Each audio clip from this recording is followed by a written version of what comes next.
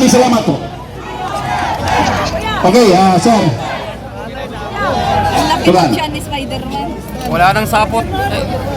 Spider-Man, pumunta nyo! Ayan na! Spider-Man, Spider-Man! Hello guys! Good evening, good evening. Ako po si, Spider-Man. Spider-Man. Na walang sapot. Ako po yung tumako sa PBA. Isa po akong light worker. Isa po akong aktivista. Hindi po ako lumalabas, kaya lang po kasi kailangan na. Gandang nyo naman po. Huwag natin papaliparin ang aeroplanong yan. Hindi, maaaring hindi na natin siya makita. Kaya lang tayo maglaban. Ngayon, yung mga nasa social media ngayon, hiningi ko po ngayon kooperasyon nyo. Physical, dapat nandito tayo. Pakita nyo ang mga niyago. Hindi na biro ang nangyayari dito.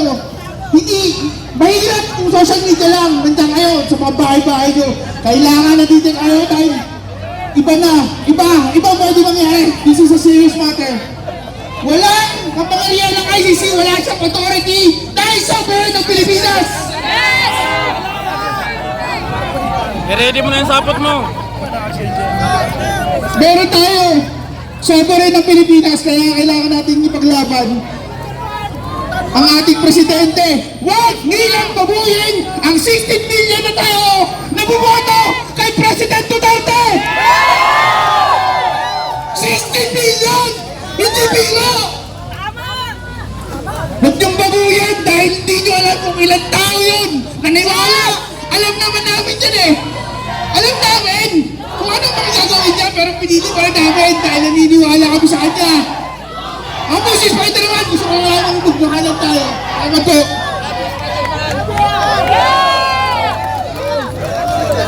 Duterte! Duterte! Duterte! Duterte! Wala. Duterte! Duterte! Duterte! Mahal namin ama ng sambayan ng Pilipino! Allahu Akbar sa mga kapatid natin Muslim! Akbar! Allahu Akbar! Mas! Allahu Akbar! Actually po mga minamahal kong kababayan, mga kapatid kong Muslim o Christian, kanina po dapat punong-puno nato ng mga kapatiran natin Muslim dahil oras ng pag-aayaw ng aming pagsasamba namin. Ngayon, tapos na po ang pagsasamba namin tarawih. Nandito na kami lahat. Nandiyan po ang ating mga kapatid na Muslim sa Quirino, sa Quezon City, lahat-lahat po, kalat sila sa Iligan City, sa Cebu, para sa kapalapan ng mga kapatid natin Muslim o Christian tayo sa ginawa nila sa ating mahal na Tatay Digong. Allahu Akbar! Allahu Akbar! Papayag na kayo! Akbar! Papayag ba kayo? Na masira ang kinabukasan ng ating mga anak, pati ang ating mga apo? Hindi! Nasaan ang due process of the law? Mga kapatid na rin, mga taga-Supreme Court, huwag kayong bias!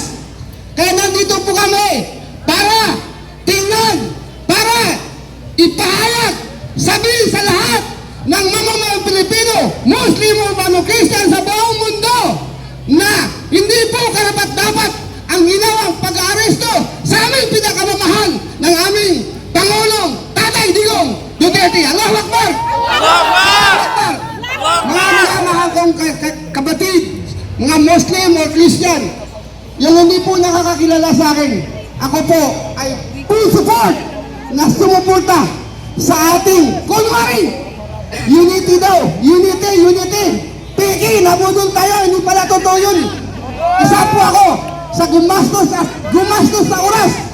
Pati yung kunting ko ay kinastos ko para sa unity na hindi pala totoo. Kaya nandito po tayo para wakasan yan, tuldukan yan, tapusin yan. Allahu Akbar! Mga kapatid, ako po si Sultan Omar Sharif Hamdok Pumbaya. I was the former Manila Golden Mouse administrator during the time of my tatay, Digong Duterte. Nandiyan po ang aking kuya, yung umalit sa akin, mga kasama namin, mga taga-Green Hills. Nandiyan po sila, si Kuya Jerry Magarang at ang kanyang mga kasamahan. Marami po kami, nandito na kami para sa kapayapaan, tagumpay ng ating mga kababayan, Muslim o Christian. Allahu Akbar! alaikum warahmatullahi ta'ala wabarakatuh. Waalaikumsalam. Waalaikumsalam warahmatullahi wabarakatuh. Magandang gabi po sa inyong lahat, sa lahat po ng supporters na Duterte. Alam mo naman po natin sa sarili natin na hindi po ligid sa ating kaalaman, hindi po tayo lahat Duterte. Pero dahil sa pinaiiral natin po ang tamang